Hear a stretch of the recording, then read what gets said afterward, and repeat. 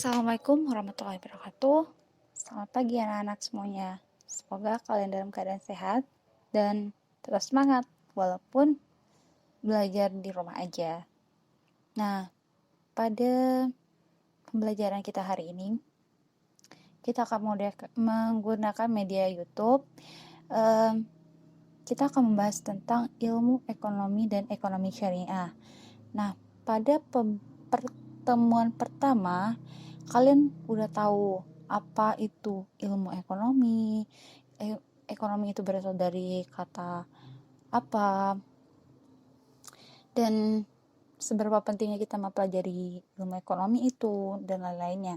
Nah, pada hari ini kita akan mempelajari kelanjutan dari ilmu ekonomi, yaitu pembagian ilmu ekonomi dan ekonomi syariah.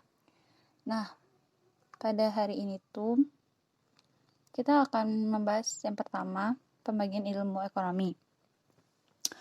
Pembagian ilmu ekonomi menurut Alfred W. Stoner. Menurut beliau, ada 3 pembagian ilmu ekonomi.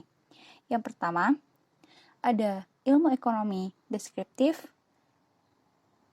Yang kedua, ada teori ekonomi. Yang ketiga, ada ilmu ekonomi terapan. Apa itu ekonomi deskriptif? Ilmu ekonomi yang mendeskripsikan data-data yang menjelaskan bagaimana kenyataan yang terjadi sebenar-benarnya. Jadi, pada ilmu ekonomi deskriptif ini, suatu kejadian atau suatu permasalahan tentang ekonomi yang ada dalam tatanan kehidupan ekonomi suatu negara atau daerah akan disajikan secara nyata. Contohnya, krisis moneter pada tahun 1998, di mana pada tahun itu kita sama-sama tahu bagaimana bukan kita ya, tapi lebih ke orang tua kita. Orang tua kita tahu bagaimana ekonomi saat itu kita mengalami inflasi yang sangat tinggi sekali. Nah, selanjutnya ada teori ekonomi. Teori ekonomi yaitu pembagian ilmu ekonomi yang memberikan penjelasan yang telah disederhanakan mengenai cara bagaimana sebuah sistem ekonomi bekerja dan ciri-ciri yang sangat penting dari sistem ekonomi tersebut. Nah, pada teori ekonomi ini terbagi atas 2, yaitu ada ekonomi mikro dan ekonomi makro. Nah, selanjutnya itu ada ekonomi terapan.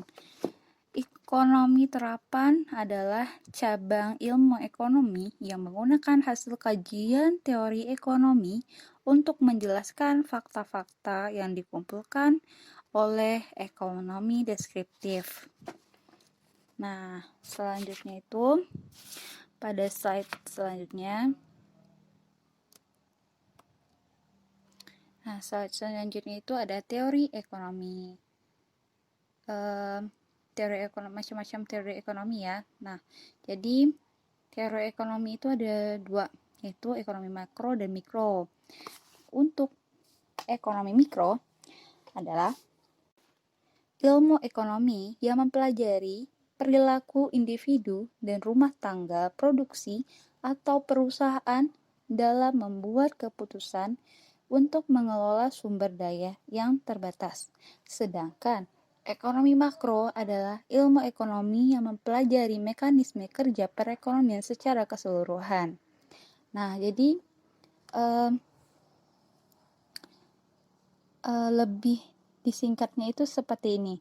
Ekonomi mikro itu ruang lingkupnya itu kecil, sedangkan ekonomi makro dia mempunyai ruang lingkup yang besar. Nah, contohnya pun antara ekonomi mikro dan makro itu memiliki perbedaan. Ekonomi mikro contohnya permintaan, penawaran, perilaku konsumen, dan harga. Sedangkan untuk ekonomi makro, contohnya itu seperti pendapatan nasional, pertumbuhan ekonomi, inflasi, pengangguran, kebijakan ekonomi, dan lain-lainnya. Oke, kita next ke slide selanjutnya ya. Nah, pada slide selanjutnya itu ada pembagian ilmu ekonomi secara fundamental dan historis. Di sini dijelaskan ada dua macam ekonomi, yaitu ekonomi positif dan ekonomi normatif. Di mana ekonomi positif hanya membahas deskripsi mengenai fakta, situasi, dan hubungan yang terjadi dalam ekonomi. Sedangkan ekonomi normatif membahas pertimbangan-pertimbangan nilai etika. Nah, di sini lebih gampangnya kita mengingat gini. Ekonomi positif itu lebih ke apa, pertanyaannya seperti ini, apa yang terjadi. Nah, kalau untuk ekonomi normatif itu apa yang harus kita lakukan di saat kejadian itu terjadi. Nah, kurang lebih seperti itu perumpamaannya. Nah, selanjutnya kita slide berikutnya yaitu tentang cabang-cabang ilmu ekonomi. Nah, ilmu ekonomi itu sendiri mempunyai cabang-cabangnya. Di antaranya yaitu ekonomi moneter, ekonomi publik, ekonomi industri, ekonomi internasional, ada ekonomi regional, ekonomi SDA, ekonomi SDM, dan ekonomi syariah. Nah, di mana kali ini kita akan membahas tentang ekonomi syariah, dan untuk cabang-cabang ilmu ekonomi lainnya kita akan bahas di pertemuan berikutnya. Oke. Nah, next. Nah, sekarang kita masuk ke ekonomi syariah. Ekonomi syariah adalah suatu cabang ilmu pengetahuan yang berupaya untuk memandang, menganalisis, dan akhirnya menyelesaikan permasalahan-permasalahan ekonomi dengan cara-cara Islam, yaitu di mana dalam ekonomi syariah ini mengacu kepada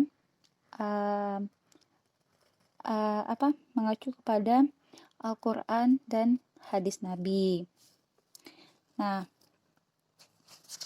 ada pendapat dua orang pendapat ahli yang salah satunya yaitu Muhammad Akram Khan mengatakan bahwa ilmu ekonomi Islam bertujuan untuk melakukan kajian tentang kebahagiaan hidup manusia yang dicapai dengan mengorganisasikan sumber daya alam atas dasar bekerja sama dan partisipasi. Dan sedangkan untuk ada pendapat ahli lain yang bernama Muhammad Abdul Manan. Menurut beliau, ilmu ekonomi Islam adalah ilmu pengetahuan sosial yang mempelajari masalah-masalah ekonomi masyarakat yang diilhami oleh nilai-nilai Islam. Jadi, dapat kita simpulkan bahwa ekonomi syariah adalah suatu cabang ilmu ekonomi yang berlandaskan kepada Al-Quran dan hadis yang bertujuan untuk mencapai kebahagiaan manusia di dunia dan di akhirat. Oke. Selanjutnya, pada slide sebelumnya kita telah menjelaskan tentang pengertian ekonomi syariah menurut para ahli dan kita juga dapat menarik kesimpulannya. Nah, pada slide berikutnya kita akan disuguhkan dengan tujuan dari ekonomi syariah. Nah, di sini ekonomi syariah itu bertujuan untuk mencapai kebahagiaan di dunia dan akhirat melalui suatu tatanan kehidupan yang baik dan terhormat. Nah, tujuan lain dari ekonomi syariah itu diantaranya ada 3, yaitu penyucian jiwa agar setiap muslim itu bisa menjadi sumber kebaikan bagi masyarakat dan lingkungannya. Nah, yang kedua, tegaknya keadilan dalam masyarakat. Nah, keadilan yang di sini tuh dimaksud bahwa segala sesuatu yang ada di masyarakat itu harus adil, tidak ada yang merasa dirugikan, baik itu dalam sistem jual beli, tidak ada yang dirugikan, harus adil, seperti itu. Nah, Yesus yang ketiga, tercapainya maslahah. Gimana dengan adanya maslahah ini kita akan memperoleh hasil yang sangat baik buat diri kita sendiri jika kita menerapkan ekonomi syariah ini. Oke, mungkin sekian tujuannya. Kita next ke prinsip ekonomi syariah. Di sini ada 6 prinsip ekonomi syariah. Yang pertama, pengendalian harta individu. Jadi pada prinsip ekonomi syariah ini, semua harta kekayaan yang kita miliki itu dikendalikan.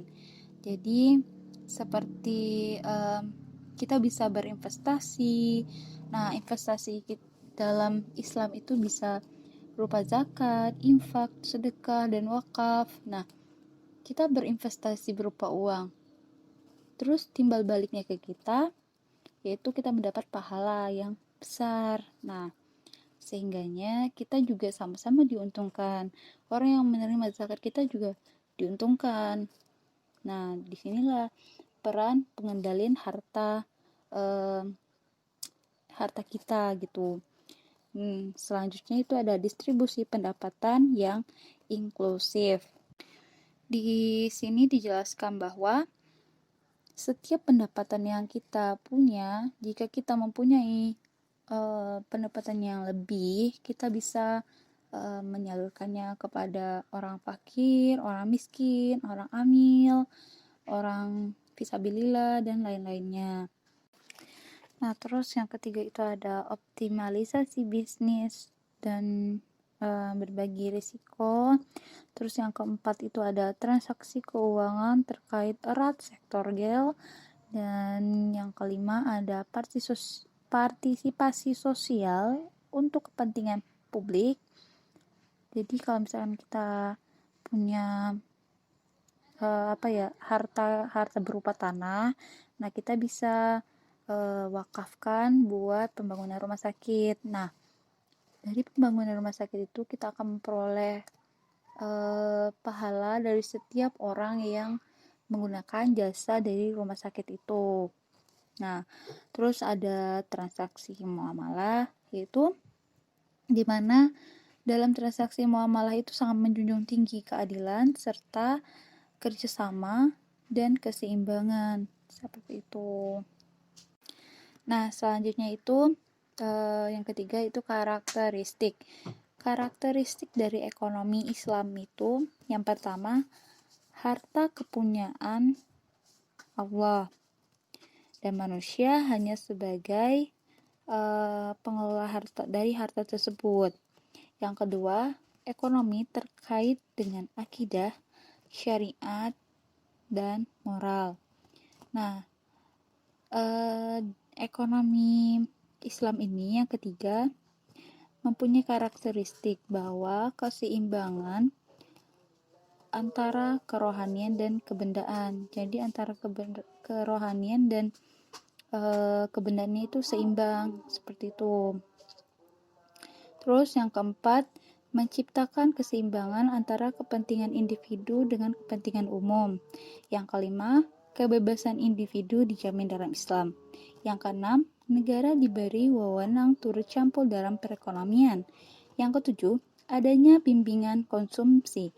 Yang kedelapan, adanya petunjuk investasi. Yang kesembilan, adanya zakat. Yang kesepuluh, larangan adanya riba. Nah, di poin terakhir ini sangat penting banget karena riba itu sangat diharamkan di dalam Islam, seperti itu. Jadi kalau misalkan kita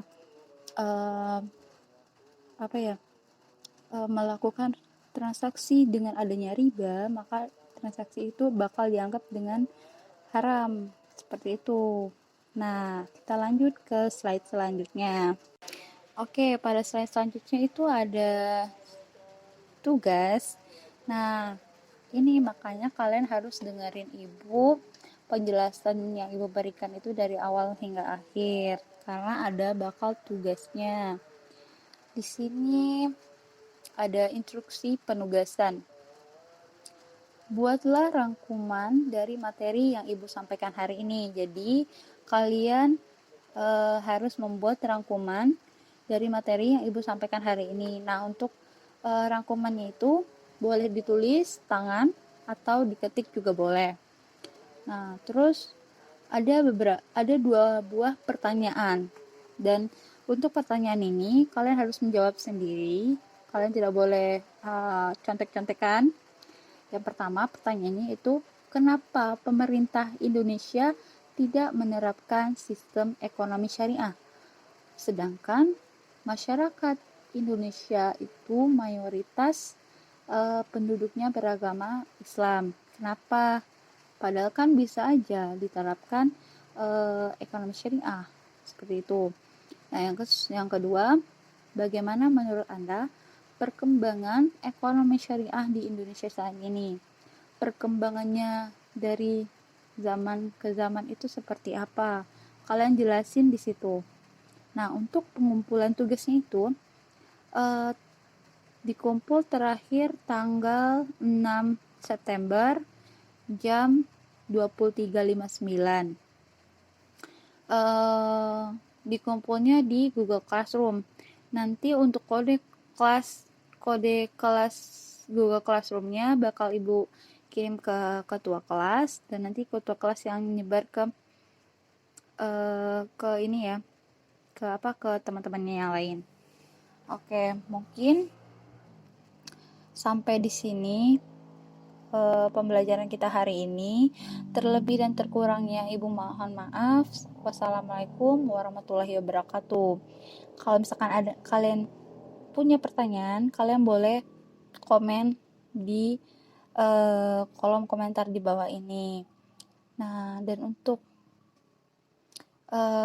insya Allah ibu bakal ngejawab setiap komenan kalian kok. Oke, mungkin sekian. Selamat belajar dan selamat mengerjakan tugasnya.